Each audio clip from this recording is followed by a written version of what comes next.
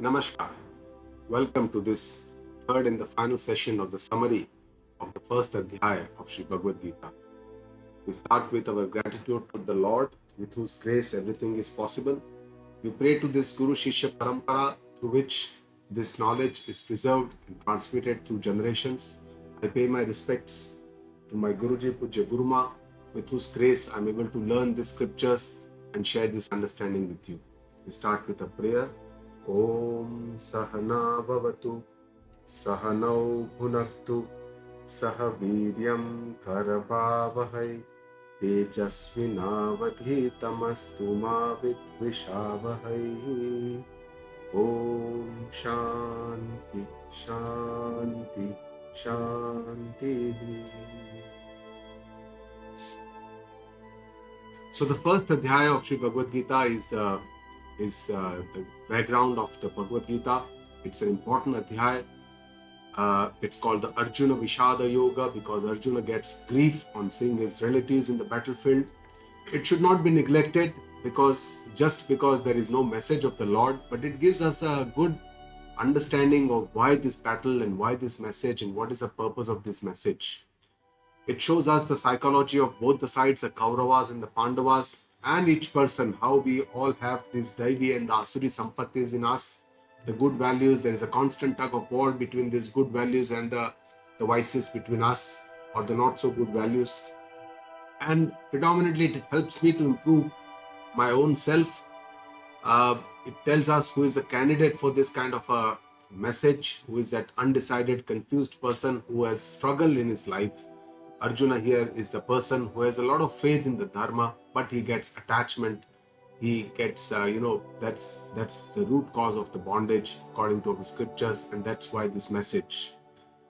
So first Adhyaya is more like a story before the main message, and this kind of a story creates enthusiasm, curiosity, eagerness in the hearts of the listeners. And the main purpose of the subjects or the life issues that we deal with day in and out is also evidently demonstrated in this first Adhyaya. The attachment of our near and dear ones, the mamata, which leads to a lot of anxiety, stress, distress, despair, shok, sadness, sorrow, all this which arises out of the moha, delusion, which affects our vision, by which we are not able to see what is the reality. And this causes the vishada, sorrow, sadness and grief in us because of these misunderstanding. And that's what Bhagavan wants to highlight. So the first shloka starts with Dhritrashtra Uvacha. Dhritrashtra is the king, he is the father figure of the Kauravas and the Pandavas. He was the elder son of the Pandu, but here he is, currently he is the king, he is blind, and it is also that he is considered to be double blind because he's not just blind by his eyes, but he's blind by his vision, in the sense his attachment, his moha, and that's why it also signifies what is called as a mohanda. Dhritarashtra, the word itself signifies one who Dhritrashtra, one who cheats his nation, one who is unjust, who is unfair, who is partial towards his own sons because of his moha. And that's why he starts the Geetaji by saying Dharma Kshetre Kurukshetra. Dharma Kshetra means this is the battle for Dharma, where what is the Dharma, what is the right thing to do, what is not the right thing to do, that is the Dharma. And that is for what this battle is being fought, not just between two enemies, but for the establishment of Dharma, for the destruction of Adharma. Kurukshetra means Karma Kshetra, our own, wherever we do our karma, that is a battlefield, and that's why it is also called the battlefield of life, because this is where we have to do our karma. The stage of this Mahabharata or this Geetaji is set in a battlefield because our life is essentially like a battle. We constantly have to fight a lot of situations, a lot of obstacles that come along our path, a lot of events, a lot of vices, our negative tendencies. We have to keep fighting with them, and that's why the stage is set in the battlefield. Samaveta, Yuyutsava, all these Kauravas, Pandavas who have gathered for this battle. Mamaka, what did my sons, Pandavaschaiva and Pandu sons do? And Kim Kurvata, what did they do, Sanjay? Oh Sanjay. Sanjay is the person who is seeing what is happening on the Mahabharata battlefield and is relaying it to Dhritrashtra, almost like a television or a satellite TV kind of a situation. The technology was already there because he had a Divya Chakshu, the divine vision by which he could relay everything that was going on the battlefield, and he was relaying it to Dhritrashtra. And so the purpose of Geetaji is also very clear from the first shloka. The main purpose of Geetaji is the moha nivrutti.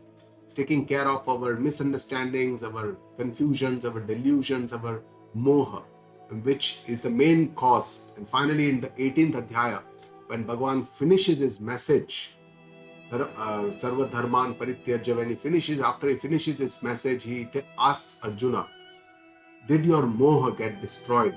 And Arjuna answers, Nashto moha.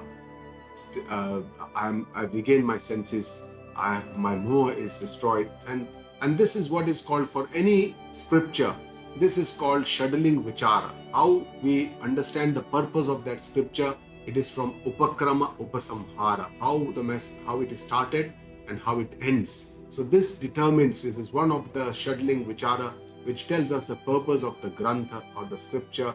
And the main purpose of Geetaji, it means that it begins with Moha Nivrutti and ends with Moha Nivrutti. So Moha and Shoka. Shoka is a sorrow, grief, which arises out of Moha.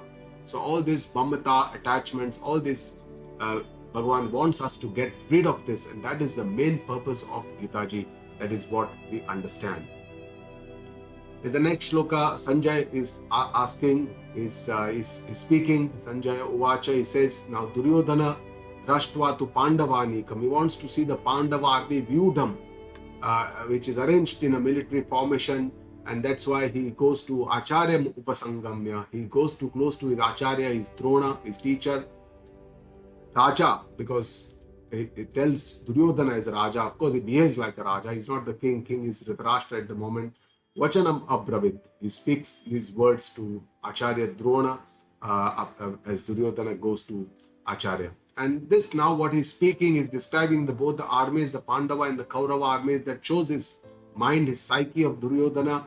He says, Pashyetam Panduputranam Acharya Mahatim Chamum. O Acharya, O teacher, see this very large Mahatim Chamum, this very large army of Panduputranam, or the Pandava sons, the Pandavas. You please see this Vyudham. It is arranged in the military formation. Drupada Putrena, which is led by Drupada's son, Tava Shishyena, he is your disciple. Dhimata. Dhimata means he's quite intelligent. He has a very good understanding. Drishtadyumna was the Senapati, was a commander-in-chief of the Pandava army, and he was Drupada's son. And these words of Duryodhana also signify how he is trying to incite Drona by pressing the right buttons of Drona, because there was an old animosity between Drona and Drupada. Drona and Drupada were friends, childhood friends, but then they had animosity, and then King Drupada actually did a yagna to produce Drishtadyumna, who was born to kill Drona, and actually he killed Drona on the battlefield of Mahabharata. So that's why he's trying to incite Drona by telling that, see your own disciple Drishtadyumna, who is so intelligent, who is leading the army on the opposite side. And then Duryodhana is showing more warriors of the Pandava army. He says, Atra Shura Maheshwasa. There are so many great warriors in their Pandava army. Bhima Arjuna Samayudhi. They are just having very great, like Bhima and Arjuna. Also Yuyudhana, Satyaki, who was a very great warrior who did not die during Mahabharata. Viratascha, King Virat, Drupada, and other many great warriors. Then there are Drushtaketu, who was the son of Shishupal. Chekitana, who was from the Yadav dynasty, from the Vushni dynasty. And then Kashi Rajascha Viryavan, the great warrior king of Kashi. Purujit and Kunti Bhoja, they were the two brothers of Kunti. And then Shaibya, King Shaibya, who was the father-in-law of Yudhishthira, father of Devika, and Narapungava. So he describes all the Yudhamanyu, Vikranta, king of Panchala Desha, Uttamauja, who was very brave, Saubhadra's son Abhimanyu, and 5 sons of Draupadi, all great warriors. Is describing the Pandava army. And now he wants to show the Kaurava warriors to Drona. He says, O Dvijottama, O best Brahmin, highest Brahmin. He reminds him that though you are a Brahmin, now you have to fight this war, you have to become like a Kshatriya and fight like a Kshatriya.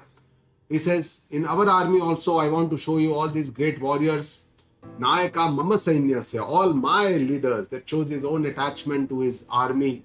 Sangnyartham tan bravimite. For your information, for your knowledge, I'm going to tell you, as if Drona, who doesn't know who are the leaders of the army of Kaurava. So Arjuna shows a lot of disrespect towards a teacher, and that itself is a very vicious kind of a personality. It shows what is going on in his mind.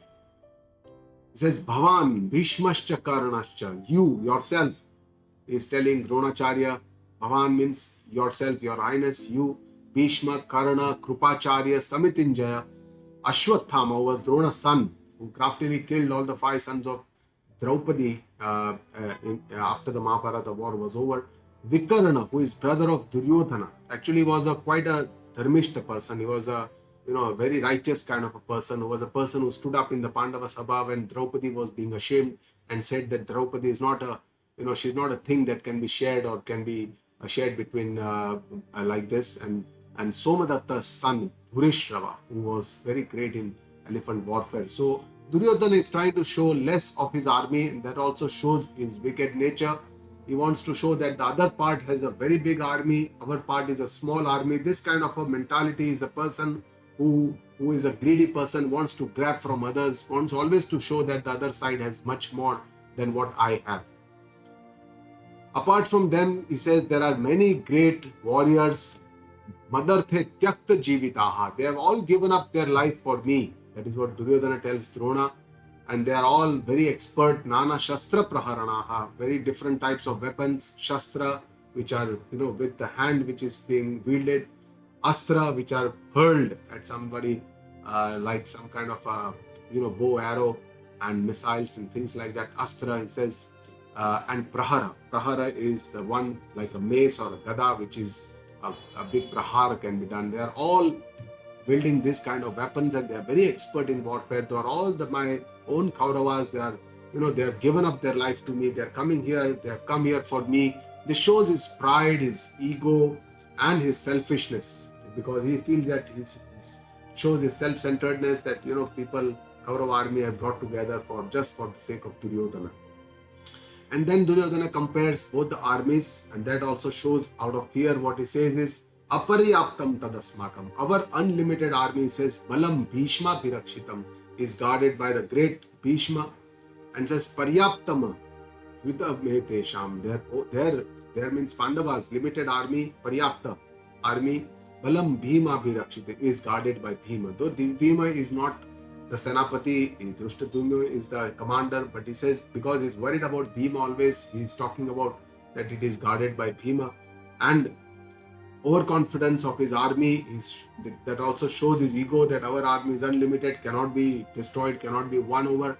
And that is what his overconfidence of Duryodhana, that all this comes out of our pride, our ego, and that also shows some Asuri Sampatti. Then Duryodhana tells his army men, all his leaders, to protect Bhishma. He says, Ayaneshu cha sarveshu, wherever you all are, in all the formations, all the groups, wherever you are, please protect Bhishma meva birakshantu. Protect Bhishma Pitamaha from all the sides, sarva evahi. Because Bhishma was a great warrior and he had a desired death. He could desire his own death. He had a Chamrutyu Vardhana.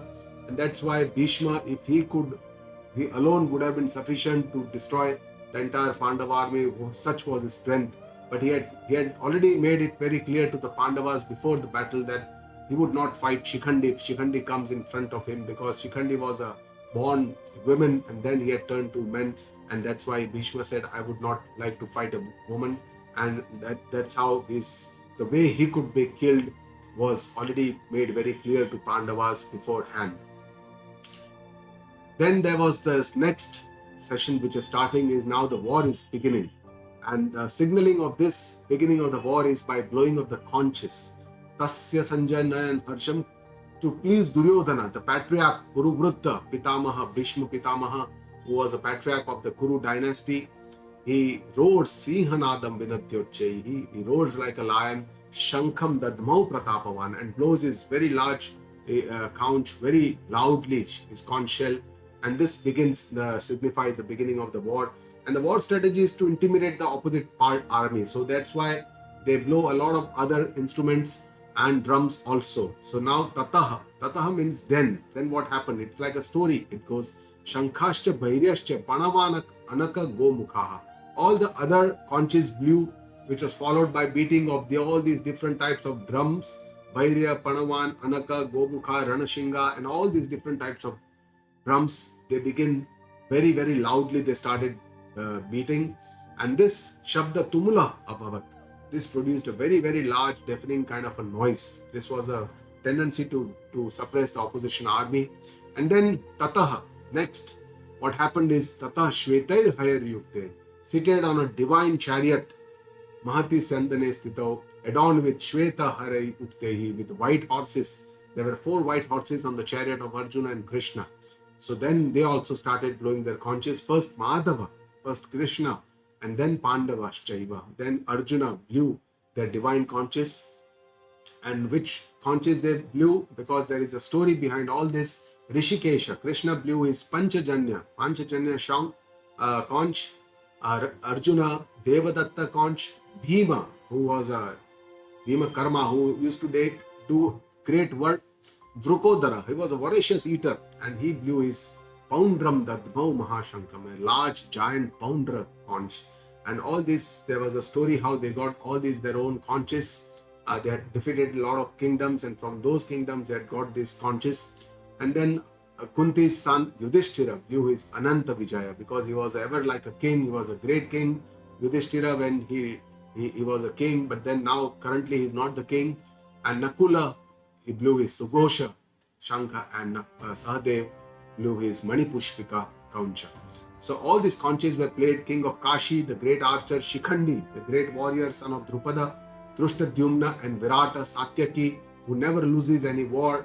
All these great warriors also blew their conches. King Drupada, 5 sons of Draupadi, Subhadra's warrior son Abhimanyu, and all these Pandavas, they blew all their own conches. And this loud noise, the thunder sound which produced, and then Kauravas were shaken up by this noise. So Sagosho Dhatra Rashtranam Hradayani Vadarayat, all this great sound, fierce sound, pierced the hearts of Dhatra Rashtra, the sons of Dhritrashtra.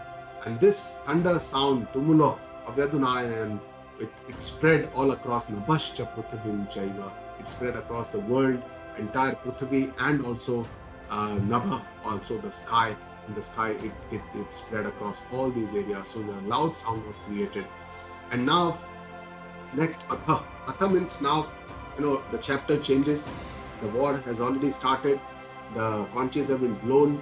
Everybody is prepared to fight each other. Arjuna is also now getting prepared for the war, because he came to fight. He is a Kshatriya, who is one of the greatest warriors of all times. He is a Maharathi. He is a great warrior. He is an ace archer. There is nobody who can beat Arjuna in archery. And then to properly see the Kauravas, his opponents, Arjuna, his name here is called Kapidhwaja, because he had Hanuman seated in his chariot, in his flag. And that is the flag that he was carrying on his chariot in the Mahabharata. And it is said that Hanuman is sitting there. He observed the entire Mahabharata Yuddha. And he, Pravrutte Shastra Sampate, he deploys all his weapons, his bows, and Dhanurdhyama, he lifts his bow and takes all his arrows, and then he gets prepares for the war. He is ready to fight this battle. Then Arjuna says these words to Krishna. He says, Arjuna Uvacha Senayo Ubhayor Madhye Ratham Stapaya Mechyuta. Oh Achyuta. Achyuta is the name of Krishna. Rishikesha is also the name of Krishna. Rishikesha means who is the Lord of all the senses, who is the Isha. Isha means Lord. Rishikesha, Rishika means senses, all over Indriya. So Lord Krishna is called Rishikesha. Achyuta is another address to Lord Krishna. Achyuta means one who does not get Chuta ever. Chuta means one who gets derelict or goes away or shies away from his duties. Krishna never shies away from any of his duties. He's done everything perfectly in all his incarnated births.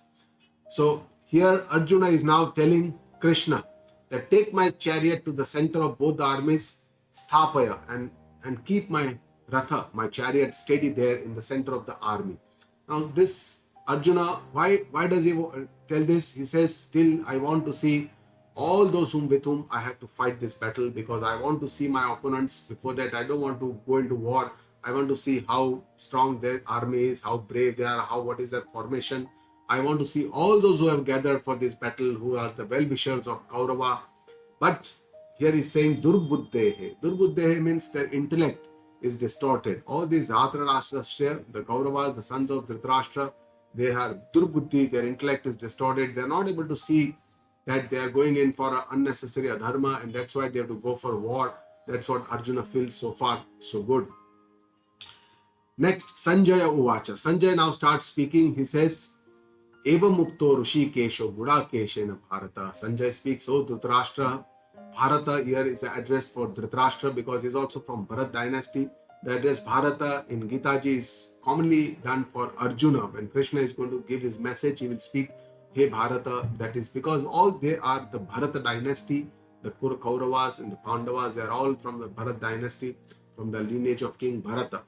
And it says, Senayoru Bayor Madhye Stapayitva Rathottamam. As told by Arjuna, Krishna parks his divine chariot in the center of both the armies.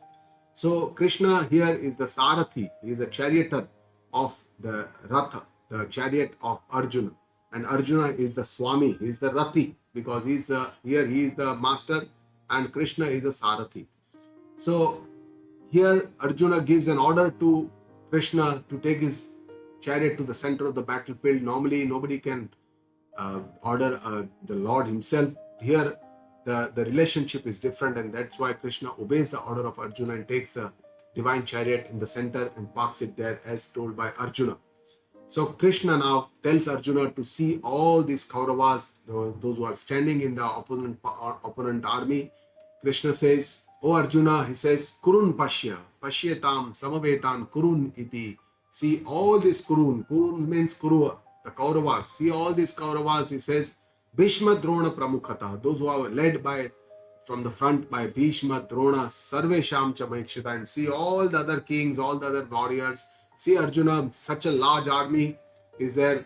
And this is the defining moment of this war and the defining moment for the Geetaji's message, because from here, the entire Arjuna's U-turn happens. Bhagavan does not tell him, see your opponents. He says, see the Kurus. He says, see the Kauravas. See that there are relatives, there are your cousins in the opponent party. That is what Bhagavan is saying. And this is how Arjuna was very ready for the war, to fight this war. He already picked up his Gandhi. He was already walked up, already ordered Krishna, I want to see them before I fight. I want to see all this. He now gets into a very different kind of a mindset.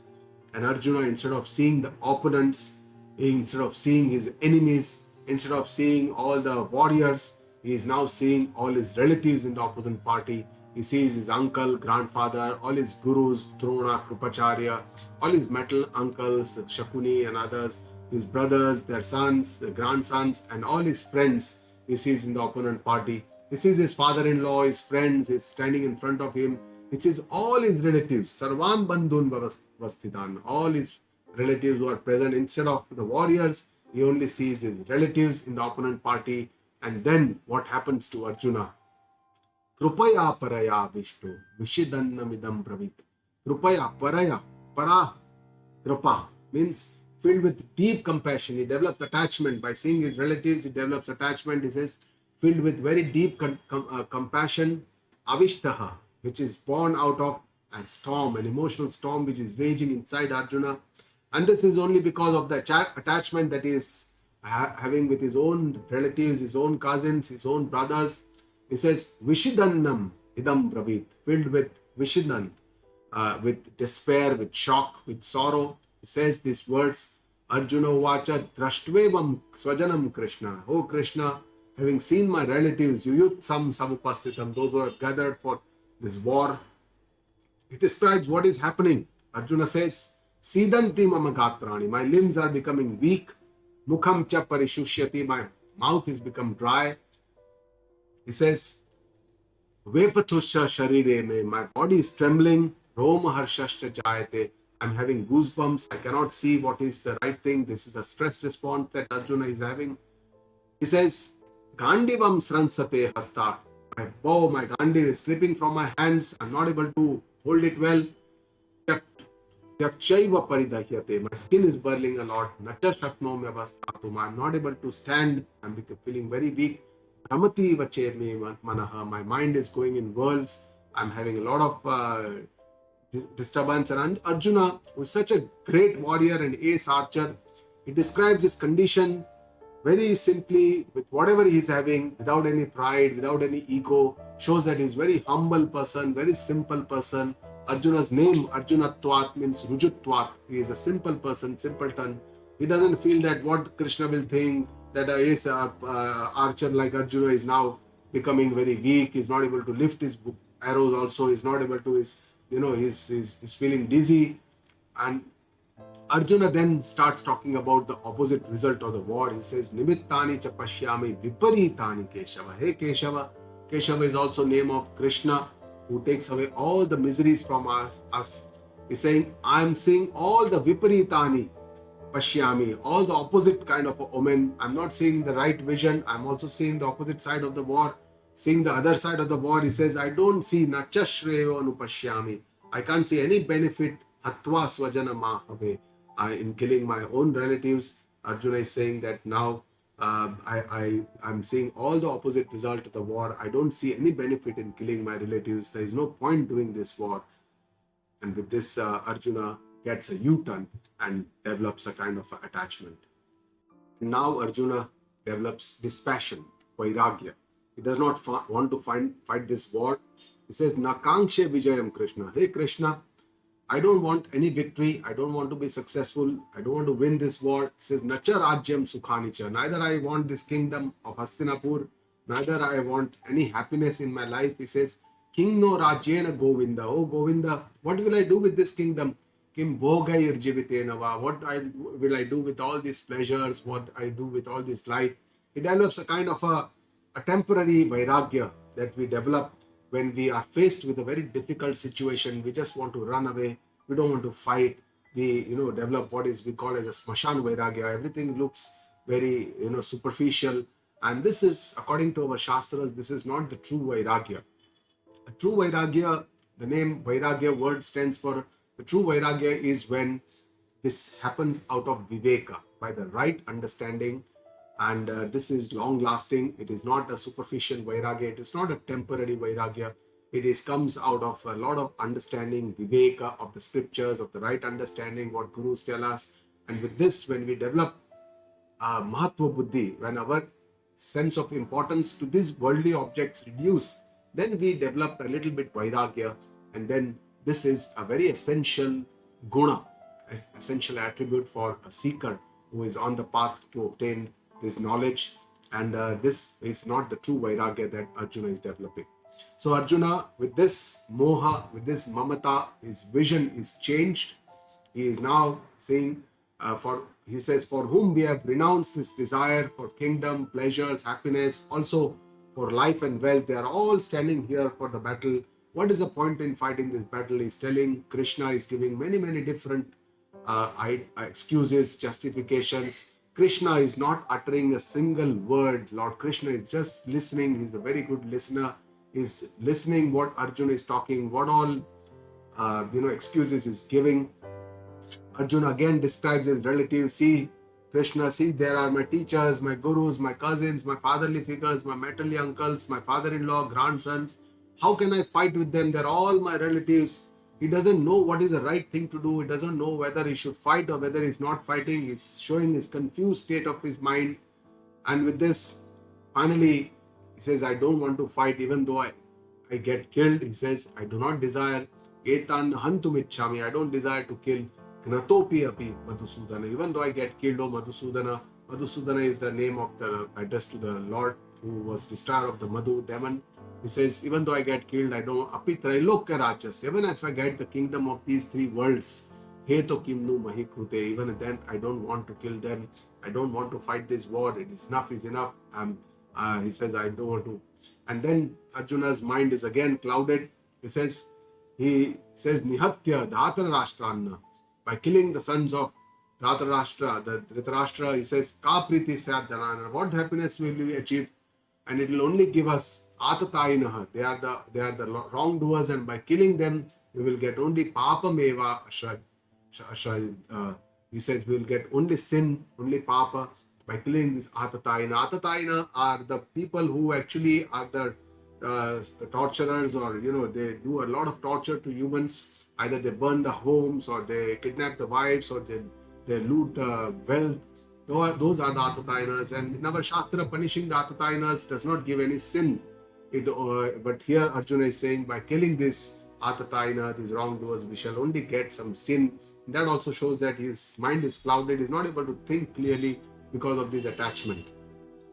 Therefore, he says, his sons of Dhritrashtra, who are our own relatives, Tasma Naharya Vantu, we should not kill them.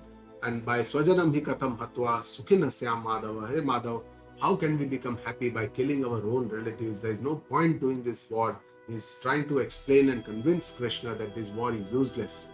And then now Arjuna is now giving some very different kind of reasons for not fighting the war.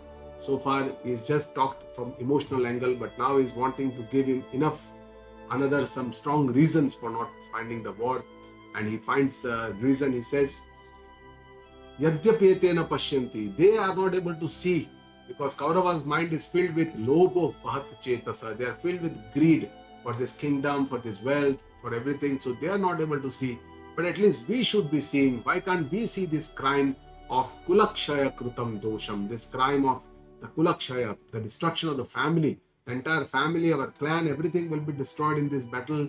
Mitra droha, and the sins of betraying our friends also. Why are we not able to see? Those Kauravas are all wicked people. They are not able to see. They are filled with greed. But at least we should see, and we should take a. He says, we know that there is no sin in going for the war. Katham nagneyam asmabihi papa dasman nivartitum kulakshaya krutam dosham prapashyat vir janardana. Hoy Janardana, I can see that there is a big blame or big crime, dosha, of the entire kulakshaya krutam nasha, entire family, entire clan getting destroyed. We know that there is a sin in going for this war. Why should we nivartitum? Why should we not return from this war? Why should we not go back from this war? We have still not started it. It's better that we don't fight this war. And then he describes all the dosha, the side effects of kulanasha, the family destruction. He says, kulakshaya pranashyanti.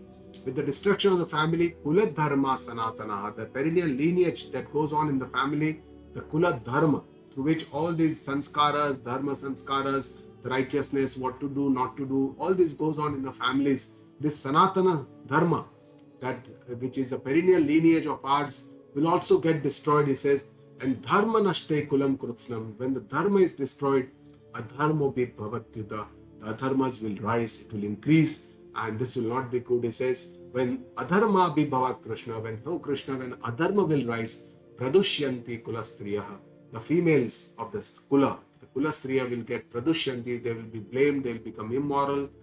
And Srishu dushtasu varshneya, oh Varshneya, when the females become immoral, then jayate varna sankara, culturally mixed race, varna sankara, will be created by this immorality which will develop in the families, he says, and this is not going to be good.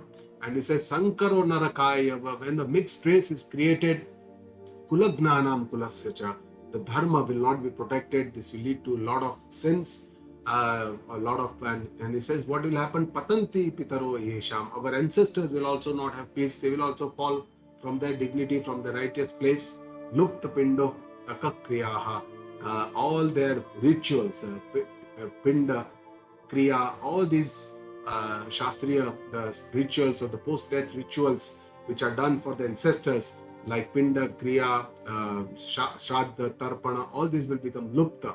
He says they will not remain, they will all get destroyed, and even ancestors will not get any peace. And Arjuna shows that he has a lot of faith in the dharma, because he is now talking from the dharmic point of view, that even from the dharma point of view, it is not better to go for war. It's not just my emotions, but even according to dharma, all the destruction of the family gives all these reasons to Krishna. Doshairete kulagnanam, because of these wrong actions of the family, he says, varna sankara karakai, the sins of the mixed race, utsadante jati dharmaha, the family dharma, jati dharma will be uprooted. And he says, kula dharma also, our own Kula Dharma, our Dharma of our entire Kula, our caste, our Varna, all will be uprooted from its root, Shashwataha, which has been there for perennially, eternally. All this will be uprooted. So he's trying to give a very logical explanation to Krishna that because of when there will be war, there will be Kulakshaya, the family will be destroyed. Because the families will be destroyed, the Kula Dharma, the Dharma which runs in these families will also be destroyed. And once this Dharma is destroyed, Adharma will increase. When Adharma will increase, it says Varna Sankara, the mixed race will be created because the females of the clan will become immoral. And with this, the entire Jati Dharma Nasha, and this will be Sarva Nasha because the entire human race will be affected because of this Jati Dharma Nasha, all this. And that's why Arjuna is still justifying by giving many reasons that when family dharma will be destroyed, persons, he says, Utsanna Kula Dharmanam Manushyanam He Janardana Narake Niyatam Va. So these persons go to hell. Bhavatitya Ashushumaha. They go to hell for a long time. Niyatam Vaso. They stay there for a very long time. And Ashushushama means that this is what I have heard. This is not where I know for sure. It is not probably described in the scriptures. This is not, I'm not sure whether there is evidence for this. But I have heard that when the family dharma is destroyed, then persons have to go to the hell. Narake niyatam vaso. Aniyatam vaso means they have to stay there for a long time. This is what I have heard. And then Arjuna says, Aho bata mahat papam. Alas, it's so sad that we are driven into doing this, committing these great sins. Mahat papam, they are doing this great sin of for the greed of our own kingdom. Yadrajya sukha lobena, for the kingdom and for our own happiness. Hantum swajanamutyataha. We are ready to kill our near and dear ones. It is such a gross sorrow. It is such a bad thing that even we are thinking about this. Alas, he says, how can we kill our own near and dear ones just for the kingdom, for happiness? He gives a very, very logical explanation to Krishna. And then finally, Arjuna concludes by saying that it is better that I be killed rather than I killing the opponents. He says, Yadi mama apratikaram. Even if I don't resist with my weapons, ashastram shastrapanayaha, with my battles, Kauravas who are wielding the Dhritrashtra Ranehanyum, they are all wielding their weapons. Tanme kshemataram bhavet. They kill me in this battle, but even then kshemataram bhavet, that will be beneficial for me, that will be better for me rather than I killing the Dhritrashtra's sons, the Kauravas. It is better that they kill me. I don't want to fight this war. So Arjuna, at the end of the first Adhyaya, this is the final shloka of the first Adhyaya, where Sanjaya says, Evam uktva Arjuna sankhye rathopastha upavishata. Arjuna finally decides against going for war. So Sanjaya says that having said this, Evam uktva Arjuna sankhye, on the battlefield, Arjuna, who having said all these excuses, all these justifications, after giving all this, Rathopastha upavishata. Rathopastha means upastha part is the back part of the chariot. Arjuna goes to the back side of the chariot. Upavishata means he sits down, and then Visrujya Sasharam Chapam, along with his bow and arrow, he puts it down, and this signals that he is now not ready to fight the war. Shoka samvigna manasaha, his mind is filled with a lot of shoka, sorrow, despair, sadness. He's, along with this, he's sitting down in a very, very difficult situation. He doesn't know what to do, whether to fight the war. He's already decided that he doesn't want to fight the war. He's not running away also from the battlefield. He's just sitting down on the backside of the chariot. Arjuna has a lot of faith in the scriptures. He's a person who has a lot of faith in Krishna. He knows that Lord Krishna, Sakshat, is standing in front of him as a charioteer, and definitely, probably he will show him the way, what is the right thing to do. Arjuna is thoroughly confused. He is in despair. He is in shoka.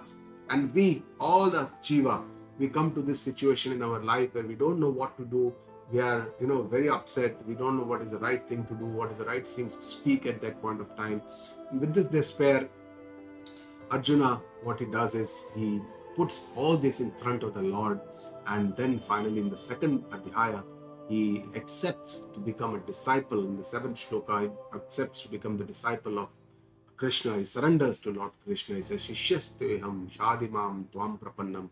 And then from the 11th shloka of the 2nd Adhyaya, Bhagwan Shri Krishna starts his message of the Geetaji. He shows first Arjuna his final goal, what he needs to understand, what he needs to see, what is the right vision. He gives the full picture of the correct vision, what is there for us to understand in this lifetime. And then finally, he shows how you can achieve that, how you can go start with your karma yoga sadhana, and with your actions, you do it in the right way, with the right attitude, the karma yoga bhavana.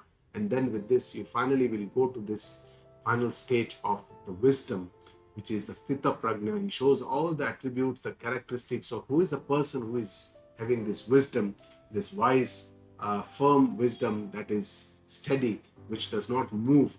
And this is the Sthita Prajna Lakshan, which Bhagavan describes in the final 18 shlokas of the second Adhyaya. And that is the crux of the message of Geetaji, which Bhagavan is giving in the second Adhyaya. But it is difficult for us to understand this message, and that's why Bhagavan Shree Krishna then from the 13th to the 17th Adhyaya, he talks in details about all these different sadhana, different ways we can communicate or commune or attach or join with the Lord. That is the yoga, either karma yoga, bhakti yoga, dhyana yoga, atma sanyama yoga. All these different adhyayas are there.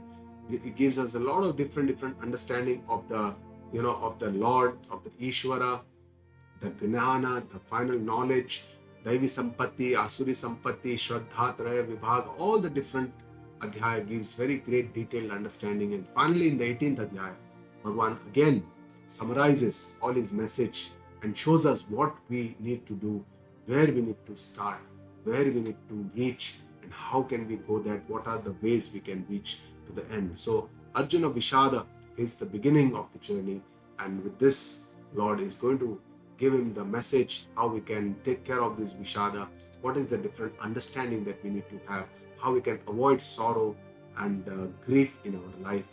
That is what is a message of the second Adhyaya of Sri Bhagavad Gita. So with this, we come to the end of the first Adhyaya, and it is customary to speak the Adhyaya Pushpika at the end of every Adhyaya. Om Tat Saditi Srimad Bhagavad Gitasu Upanishatsu Brahma Vidyayam Yoga Shastre Shree Krishna Arjuna Samvade Arjuna Vishada Yogo Nama Prathamodhyaya Sarvatharman Parityajya Mamekam Sharanam Vraja Aham Tva Sarva Papebhyo Moksha Ishyami Ma Shuchaha. Om Guru Brahma Guru Vishnu Guru Devo Maheshwara Guru Sakshat Parah Brahma Tasmai Shri Guruve Namaha. Om Purnamada Purnamidam Purnat Purnamudachyate Purnasya Purnamadaya Purnameva Vashishyate. Om Shanti Shanti Shanti.